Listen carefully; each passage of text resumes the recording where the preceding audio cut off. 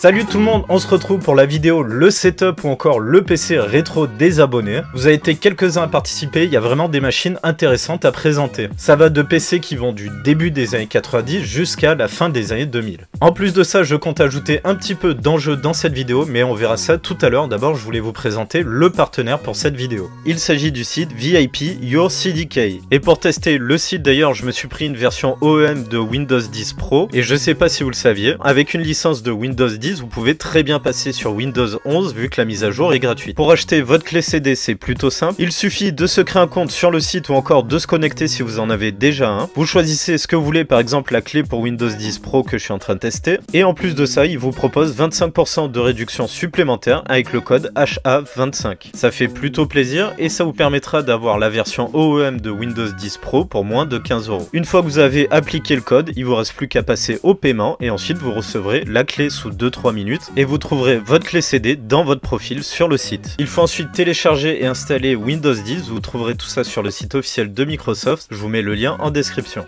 Une fois que vous êtes dans votre Windows, si vous voulez l'activer c'est tout simple, il vous suffit d'aller dans le panneau de configuration. Ensuite vous cliquez sur l'icône système et vous aurez cette fenêtre qui s'ouvre, il vous reste plus qu'à cliquer sur la mise à niveau de votre édition de Windows. Ensuite vous cliquez sur modifier la clé de produit, vous aurez cette fenêtre qui s'ouvre et il ne vous reste plus qu'à rentrer votre clé CD. Une fois que c'est fait, vous validez et c'est terminé, votre Windows est activé. Pour ajouter un petit peu d'enjeu, et à la fin je choisirai le participant que j'ai préféré et j'essaierai de lui envoyer un petit quelque chose pour le remercier d'avoir participé. Ça sera des composants, il n'y a rien de fou, mais j'espère que ça sera des choses qui pourront lui être utiles. Allez, on attaque la vidéo avec un style de PC que j'ai pas croisé depuis quelques temps, vous allez voir, c'est super intéressant. On commence par le PC de Alkinoz, j'espère que je le prononce bien, c'est un PC qui est plutôt intéressant. C'est intéressant parce qu'il s'agit d'un PC Barbon Shuttle, c'est les tout petits PC que l'on faisait dans les années 2000, de nos jours on appelle ça tout simplement des PC ITX. C'est vraiment des PC qui étaient pratiques, surtout quand on faisait des LAN parties, ça permettait de l'embarquer sans qu'il prenne trop de place, c'était plus simple à déplacer. En revanche, c'était un enfer à monter. On le voit bien sur les photos, ça manque vraiment de place et le câble management était assez compliqué à faire. Concernant les composants, c'est intéressant là aussi, il a une carte mère Biostar en socket 754. Biostar de nos jours on n'en entend plus vraiment parler, mais je me rappelle qu'à l'époque c'était des cartes mères qui avaient une très bonne réputation. Donc le socket 754 c'est le socket AMD qui a fait la liaison entre le socket A et le socket 939. Un petit peu comme le socket 939 d'ailleurs, c'est un socket qui a pas duré longtemps, je crois on l'a utilisé pendant 2-3 ans maximum. Il était fait pour accueillir les Athlon 64, d'ailleurs c'est ce qu'il a mis forcément, un Athlon 64 3000+, qui est cadencé à 2 GHz. Le tout est accompagné par 2 x 512 mégaoctets de DDR 3200. Visiblement il s'agit de barrettes Corsair, je sais qu'un giga ça peut sembler pas beaucoup mais à l'époque c'était suffisant. Windows XP avait besoin d'assez peu de RAM pour fonctionner, était plutôt bien optimisé et les jeux de l'époque c'était pareil, ce qui fait qu'avec 1 giga on s'en sortait très bien. Concernant le stockage, il a mis 2 disques durs Maxtor SATA à 7200 tours par minute qui font 80 Go chacun. 2 x 80 Go c'était vraiment très correct à ce moment-là. A l'origine comme carte graphique il avait une 6600 GT en 128 mégaoctets, bien sûr en AGP avec ce socket là. Malheureusement elle est tombée en panne, il l'a donc remplacé par une 7600 GT de 256 mégaoctets en AGP elle aussi. C'est donc à l'origine un PC qui est plutôt de 2003 et 2004 pour la carte graphique, quand c'était la 6600 en tout cas, avec la 7600 c'est plus tard, c'est de 2006. J'aime vraiment beaucoup ce petit PC, il est vraiment intéressant et surtout ça me rappelle des amis qui avaient ces PC là. C'est des amis que je rencontrais de temps en temps en LAN party et ils ont embarqué ce genre de machine, c'était vraiment super pratique. En plus de ça, la 7600 GT, c'est tout simplement une carte que j'ai testée dans ma toute dernière vidéo, donc n'hésitez pas à aller jeter un coup d'œil, vous allez voir, elle est super intéressante. Et d'ailleurs, tant qu'on parle de cette vidéo, elle a fait exploser tous les chiffres, vraiment, a priori vous avez adoré, et je tiens vraiment à vous remercier. Le problème avec ce genre de boîtier, je pense qu'il manque vraiment de place. Par exemple, si vous voulez mettre une carte haut de gamme du milieu des années 2000, au pif une 6800 GT telle que celle-ci, c'est vraiment très compliqué parce qu'il manque de place. Donc même si elle n'est pas tout à fait d'époque, la 7600 GT fera largement le travail. Elle est compacte et plutôt performante, on l'a vu dans la précédente vidéo, et surtout je pense qu'il est quand même bottleneck par le processeur, étant donné que même avec un Athlon 4000+, j'avais du bottleneck avec cette carte graphique là. Donc de toute façon en termes de puissance, je pense qu'il n'a pas grand intérêt à prendre vraiment plus puissant. Et pour ce qui est de la cohérence au niveau des années, moi-même des fois je triche un petit peu, dans ma dernière vidéo par exemple, je sais que c'est parfois compliqué de réunir que des composants de la même année. Allez, on passe maintenant au PC suivant et vous allez voir qu'on n'est plus du tout sur le même gabarit. Alors on est passé d'un tout petit PC à un PC qui est juste immense. Ce grand PC m'est présenté par Jérémy et il m'explique que c'était une ancienne config qui appartenait à son père. Je sais que certains aimaient bien à l'époque ce genre de boîtier, personnellement j'étais pas trop fan, je voyais pas trop leur intérêt. C'était généralement très encombrant et pour pas grand chose parce que c'est finalement beaucoup de vide. Dans le mail, il m'explique que c'est un PC qui était monté pour un usage bureautique et traitement photo qui date de fin 2002 et qui aurait été utilisé jusqu'à 2004-2005. Et comme il le dit dans le mail, je trouve ça intéressant moi aussi, il y a beaucoup de lecteurs différents et de stockage, etc. En termes de composants, on a là un Athlon XP 2600+, qui est vraiment pas mal. J'en ai quelques-uns dans ma collection et je pense que j'ai monté un PC à base de Athlon XP 2600+, parce qu'ils étaient vraiment pas mal. Pour ceux qui se le demandent, c'est des processeurs qui datent de début 2000, je dirais 2001-2002, en socket A. Il a deux barrettes de 256 mégaoctets, donc pour 512 mégaoctets au total, j'ai pas plus d'informations. Pour la carte graphique, il s'agit d'une Nvidia GeForce MX 440, donc c'est pas si mal, hein. Alors je pense que c'était clairement possible de faire du gaming, malgré tout on a quand même un bon processeur et une carte graphique qui fonctionne plutôt bien elle aussi. Même si au niveau des GeForce 4, le top c'était les GeForce 4 Ti, par exemple la 4200, 4400 et 4600, mais il y avait quand même moyen de s'amuser avec cette MX 440. Sur ce PC, on a une alimentation de 400 watts, il m'explique qu'il a mesuré la conso avec l'écran au niveau de la prise et il est à 160 watts maximum, donc il est large. Mais avec les alimentations de l'époque, il fallait faire attention parce que souvent ce n'était pas 400 watts sur le rail principal. Ce qui fait que si on avait une config qui tirait parfois beaucoup, même en dessous de 400 watts, et ben la lime ne tenait pas. Je sais pas si vous vous rappelez du scandale qui a été mis en avant par Canard PC avec les alimentations Eden, c'était exactement ça. Pour ce qui est de la carte mère, il s'agit d'une carte mère MSI, j'ai pas beaucoup plus d'informations. Concernant le stockage, il m'explique qu'il est en IDE avec un HDD principal à 12 Go et un autre HDD à 80 Go. Avec tous ces lecteurs, c'est pas mal le fouillis, il y a beaucoup de nappes IDE et je sais que c'est vraiment une galère pour essayer de faire un câble management propre avec ce genre de nappe. Et des lecteurs, parlons-en d'ailleurs. Il m'explique qu'il a eu une très bonne surprise avec les supports jazz de 1 Go, que c'était étonnamment très performant et que c'était lisible presque instantanément, même avec des gros volumes. Mais en revanche que c'est très cher. En toute honnêteté, ce lecteur jazz et ce support jazz du coup, je ne connais absolument pas et ça a l'air d'être plutôt pas mal d'après ce que tu me dis.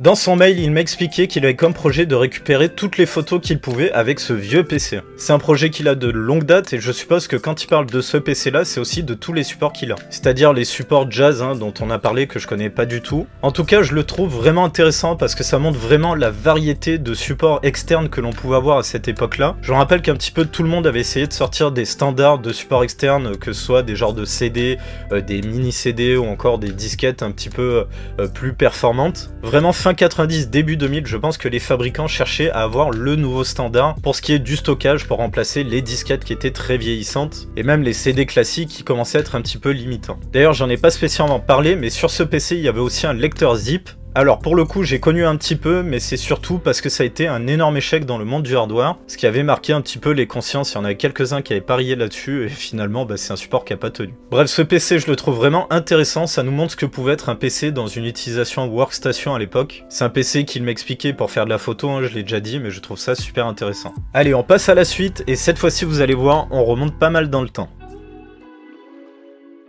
On passe maintenant au PC de... je sais pas trop comment le prononcer, donc je vais vous l'écrire, ça sera plus simple. Il s'agit d'un PC des années 90, un Hewlett Packard Vectra VE, qu'il utilise avec un écran Acer 19 pouces. Et tout ce que l'on peut dire, c'est que la configuration de ce PC est vraiment très intéressante. Pour le processeur, il s'agit d'un Pentium MMX cadencé à 233 MHz. Pour ce qui est de la partie graphique, c'est super intéressant parce que là on a un combo carte 2D ou carte vidéo et carte accélératrice. Il a donc mis en carte vidéo une S3 Trio qui est couplée pour la 3D avec une carte de 3DFX, plus précisément une Voodoo 2 qui a été proposée par Creative. Pour le reste, on a un lecteur graveur qui nous vient de Plextor et une carte son Creative Sound Blaster.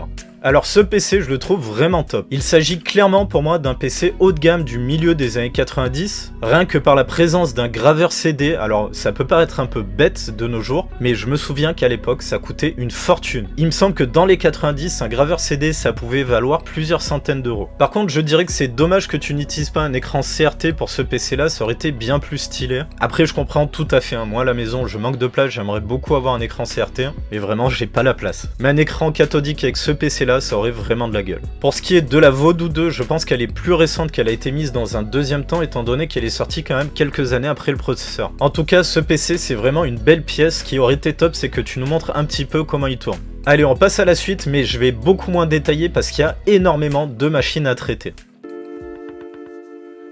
On passe maintenant au PC de Romain avec O au pluriel parce qu'il y en a plusieurs. On commence par un PC de 1995 qui n'a pas terminé, qui est en socket 7 à base de Pentium MMX qui est cadencé à 200 MHz. 16 Go de RAM EDO. Côté carte vidéo, il s'agit d'une carte de Cirrus Logic. C'est un PC qui est intéressant avec un processeur qui est vraiment pas mal pour l'époque. Personnellement, je m'empresserais d'essayer d'y mettre une carte accélératrice 3D. On passe ensuite à un PC de 1998 en slot 1, donc on a les processeurs en format cartouche. Il s'agit d'une carte mère Asus sur laquelle il a mis un Pentium 2 cadencé à 333 MHz. Pour ce qui est de la carte graphique, c'est une carte graphique qui est sortie quand même pas mal de temps après. Il s'agit d'une GeForce 2 MX qui est produite par Abit.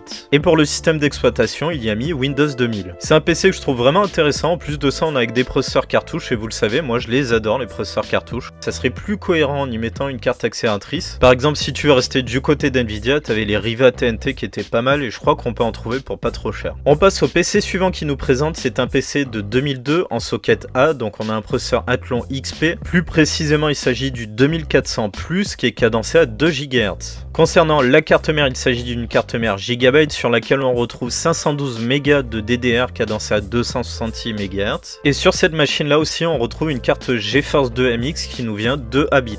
Cette fois-ci, ça me choque moins de la voir, même si sur cette période-là, on avait déjà les GeForce 4 qui étaient sortis. Il me montre ensuite un PC de 2003, lui aussi en socket A, sauf que cette fois-ci, on a un Athlon XP 3000 Plus cadencé à 2,16 GHz. Et là, vraiment, c'est pas mal, hein. Je crois que le 3000 Plus c'était le plus performant des Athlon XP. Le tout sur une carte mère MSI avec 512 MB de DDR cadencé à 400 MHz. C'est vraiment une très bonne base pour un PC de 2003, c'est donc vraiment très dommage que tu remettes la GeForce 2. Ce PC mériterait plutôt une GeForce 4 Ti, mais elles sont assez dures à trouver et assez chères. Ou encore une Radeon 9000, mais c'est pareil, elles sont assez dures à trouver et très chères aussi. En tout cas, si tu changes la carte graphique, celui-ci, je pense que ce sera mon préféré. Pour le PC suivant, tu nous présentes un PC de 2005 en socket 939. Pour le processeur, c'est un Opteron 165 à 1,8 GHz. Sur carte mère MSI accompagné par 1,5 Go de DDR400. Pour la carte graphique, on est sur une Quadro 400. Donc là, clairement, c'est un PC qui est dédié à être une workstation. On a un processeur de la gamme Pro d'AMD et une carte graphique de la gamme Pro d'Nvidia. Par contre, l'alimentation Eden, il faut la changer absolument. J'en ai déjà parlé tout à l'heure, mais vraiment, faut les fuir. C'est des alimentations qui pullulent sur les PC rétro, alors que c'est peut-être les pires qui ont pu exister. Mais vraiment, ces alimentations, c'est une question de sécurité. Il faut s'en débarrasser.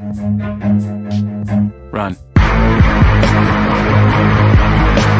Je sais qu'il y a toujours des gens pour dire oui, moi j'en ai une pendant des années, ça m'a jamais posé de problème. Alors tant mieux pour toi, mais par contre ça a été prouvé, ces alimentations sont très mauvaises et surtout très dangereuses. Et les alimentations de marque Advent, c'est pareil, hein, c'est exactement le même fabricant, donc c'est le même combat. Bref, je divague pas mal, mais vraiment je pense que c'est important, si vous voulez vous lancer dans le rétro et que vous voyez ces alimentations, vous les mettez à la poubelle directement. Allez, cet aparté terminé, on reprend la vidéo avec un PC qui date de 2008 et tu me précises qu'il est en panne dans le mail. C'est vraiment dommage parce qu'on est sur deux processeurs Xeon 5410 cadencé à 2,4 GHz. Et ouais, il s'agit d'une carte mère dual socket en socket 771. En gros, c'est le socket pro pour la période des cordes duo, cordes quad. Le tout accompagné par 8 Go de DDR2 ECC cadencé à 667 MHz. Et pour la carte graphique, une GeForce GT 545. La carte graphique est pas vraiment d'époque et encore une fois, forcément dual socket et processeur Xeon. On est sur un PC dédié à être une workstation ou encore un serveur. En tout cas, les PC en dual socket, je trouve ça intéressant. J'ai plusieurs cartes mères comme ça d'ailleurs. J'espère prochainement faire une vidéo sur le sujet, ça pourrait être super intéressant. On peut dire qu'il a vraiment une belle collection de machines, il couvre une large période, hein. Il commence au début des années 90, je dirais 93-94 avec son premier PC, et ça va jusqu'à la fin des années 2000 avec son dernier PC qui est HS, c'est vraiment dommage, le fameux PC Dual Socket. En tout cas, c'est vraiment une belle collection. Dans le mail, il m'a mis ce tableau-là qui montre un petit peu tous les processeurs qu'il possède, et on peut dire que là aussi, il a une belle collection qui va là aussi du début des années 90 jusqu'à la fin des années 2000, voire même bien plus récent avec son i3 9000. En revanche, je te mais un carton jaune. Ouais, désolé, j'avais pas de carton jaune, donc j'ai pris un carton, j'ai écrit jaune dessus, on va dire que ça marche. Le carton jaune, je pense que tu t'en doutes, il s'agit vraiment de l'alimentation Eden. J'espère tout simplement pour toi qu'elle va tenir le coup et surtout qu'elle va pas cramer. Et si jamais elle crame, j'espère qu'elle va cramer toute seule et qu'elle va pas t'abîmer de matériel. Vraiment, c'est des alimentations que l'on peut utiliser, même si je vous le conseille pas. C'est vraiment des alimentations avec lesquelles il faut prendre énormément de marge par rapport à la puissance qui est annoncée. C'est-à-dire que si par exemple vous achetez une de ces alimentations qui est annoncée pour 500 watts, eh ben considérez qu'il s'agit d'une 300 watts maximum. Parce que la puissance annoncée, c'est tout simplement la puissance qu'elle consomme et non pas la puissance qu'elle restitue. Et en plus de ça, n'espérez pas du 80 plus gold ou platinum, ces alimentations ont un rendement catastrophique. Mais bref, comme je disais tout à l'heure, le mieux c'est tout simplement de les balancer pour passer à une alimentation de meilleure qualité. Je pense que c'est la décision la plus sage à avoir, que ce soit pour le reste de vos composants ou peut-être même tout simplement pour votre sécurité. J'insiste là-dessus, mais vraiment si vous avez des doutes, allez voir le test de Canard PC, je vous l'ai mis en description. Il date d'il y a pas mal d'années, ce test d'ailleurs ça a lancé un très long procès pour Canard PC et ils en sont sortis gagnants. Après une grosse aparté sur ces alimentations, on continue la vidéo. Cette fois-ci, il s'agit d'une participation qui est hors concours, c'est pas vraiment une participation par mail, vous allez vite comprendre. J'ai échangé avec Conrad du site PC Boost qui m'a dit qu'il avait publié pas mal de ses vieilles machines sur son forum. Vous savez, c'est le forum dont je vous ai déjà parlé sur leur site qui est dédié au rétro hardware et il y a des choses plutôt intéressantes. On commence par une machine qui est sans boîtier avec un Athlon XP 2600+, décidément on en voit quelques-uns. Je remarque aussi directement les deux barrettes de Corsair Pro Series en DDR4. C'est les fameuses barrettes mémoire RGB rétro que j'ai déjà présentées dans la précédente vidéo. Et pour la carte graphique, on retrouve une Nvidia FX 5600 Ultra en AGP avec 128 mégaoctets de mémoire. Et le tout positionné sur une carte mère MSI. Alors il y a un truc que je trouve plutôt amusant sur cette config, c'est que si on se repositionne dans le contexte de 2003, je crois que les barrettes de RAM coûtaient plus cher que la carte graphique. En tout cas, je trouve que c'est une config qui est pas mal et qui tient plutôt bien la route pour l'époque. Mais je dois vous avouer qu'à cette période-là, moi j'étais plutôt team ATI pour les cartes graphiques, parce que les Radeon 9000 étaient clairement au-dessus des FX 5000, même si l'entrée de gamme et le milieu de gamme des FX 5000 étaient vraiment pas mal. Conrad en a présenté d'autres, mais je vais me concentrer sur une config que je trouve vraiment impressionnante. Donc là voilà, je vais simplement lire ce qu'il y a écrit, on en parle juste après. Un boîtier Gigabyte 3D Aurora couleur argent. Pour l'alimentation, on est sur une Sharkoon 650 watts. La carte mère, alors là vraiment c'est du lourd, je suis même jaloux. Il s'agit d'une Asus Maximus Formula One. J'en ai une en stock, mais elle ne fonctionne pas malheureusement. Pour le processeur, on retrouve un QX 6850, c'est le même que j'ai sur mon Wallmod cadencé à 3 GHz. Pour la RAM de la OCZ Reaper PC 8500, il a 4 fois 1 Go, donc 4 Go, ce qui est largement suffisant. Le ventirad, il s'agit d'un Hub Air RGB LED, je suis pas sûr que ce soit d'époque ça par contre. Pour les cartes graphiques, c'est vraiment pas mal là aussi, il a fait un Crossfire de Radeon HD 4890 Vapor X OC qui nous viennent de Saphir. Et même le stockage c'est du lourd, il a fait un RAID de Raptor en 74 Go. Alors là c'est vraiment le top du stockage, je suppose que quand il parle de RAID, c'est un RAID 0 et ça permet vraiment d'avoir de très bonnes performances pour cette époque-là. Il a en plus de ça un disque dur de 500 Go Western Digital pour son stockage, je pense. Il a fait tourner le tout sur Windows Vista. Je sais déjà qu'il y en a qui vont pester contre Vista, mais si on veut être dans un esprit de cohérence, surtout avec des HD 4890, il nous faut DirectX 10. Et pour avoir DirectX 10, eh ben, il fallait Windows Vista à cette époque. Surtout qu'en plus, faut être plutôt honnête, le SP2 de Windows Vista fonctionnait quand même plutôt bien. En tout cas, si vous voulez découvrir ou partager des PC rétro, sur le forum commence à y avoir un petit peu de vie, même si ça poste pas super régulièrement. Je trouve que c'est intéressant et même moi je vais essayer de publier un petit peu plus, j'ai partagé juste un PC dernièrement. En tout cas, je trouve que c'est sympathique d'avoir un forum qui est disponible pour partager notre passion autour du rétro hardware. Donc n'hésitez pas à y faire un petit tour, hein. Il n'y a pas d'OP, j'ai rien à gagner, je vous mets le lien en description, c'est vraiment pour le plaisir. Vraiment, Conrad a de belles machines sous la main, mais en même temps, j'en attendais pas moins de quelqu'un qui est dans le hardware. En tout cas, j'insiste, n'hésitez pas à faire un tour sur leur forum, que ce soit tout simplement pour participer, présenter des machines que vous avez ou simplement des composants, ou même tout simplement pour vous rincer l'œil ou vous rappeler des composants que vous avez pu posséder par le passé. Bref, c'est toujours sympa d'avoir un lieu pour partager sa passion, donc vraiment, faut en profiter. Bref, fin du suspense, on passe maintenant à la fin du concours et on va voir qui va remporter un petit prix. Et le gagnant, ce sera Romain, avec un PC de la fin des années 90 qu'il est en train de terminer, et tout un tas d'autres PC qui lui permet de couvrir une large période, que ce soit du début des années 90 du coup, jusqu'à la fin des années 2000. En plus, je trouve que je l'ai un petit peu malmené avec ses histoires d'alimentation Advance ou encore Eden. Donc pour me faire pardonner, je vais lui envoyer ces 2 cartes en AGP. On a en premier lieu une GeForce FX 5200 avec 256 mégabits de VRAM. Alors 256 pour une carte comme ça fait un petit peu beaucoup.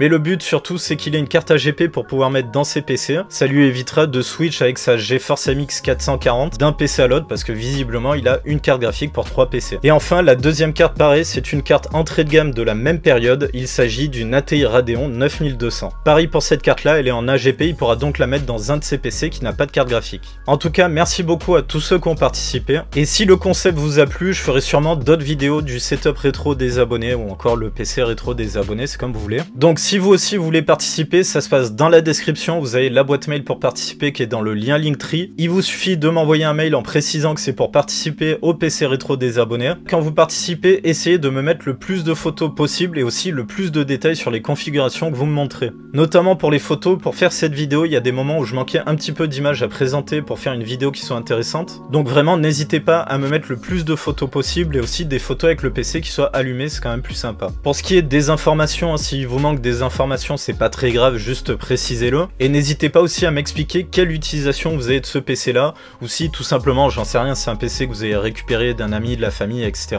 Bref, n'hésitez pas à me donner des informations, c'est quand même plus sympa pour en parler en vidéo. Dans le lien Linktree, vous trouverez aussi bien entendu le Discord de la chaîne, n'hésitez pas à faire un tour dessus aussi. Bref, on arrive donc à la fin de la vidéo, donc comme d'habitude, n'hésitez pas à mettre le pouce en l'air ou encore à vous abonner si vous ne l'avez pas déjà fait. Si vous avez envie de mettre en avant la vidéo, n'hésitez pas à commenter hashtag le PC rétro des abonnés. Allez, en attendant, prenez soin de vous et on se retrouve dans la prochaine vidéo.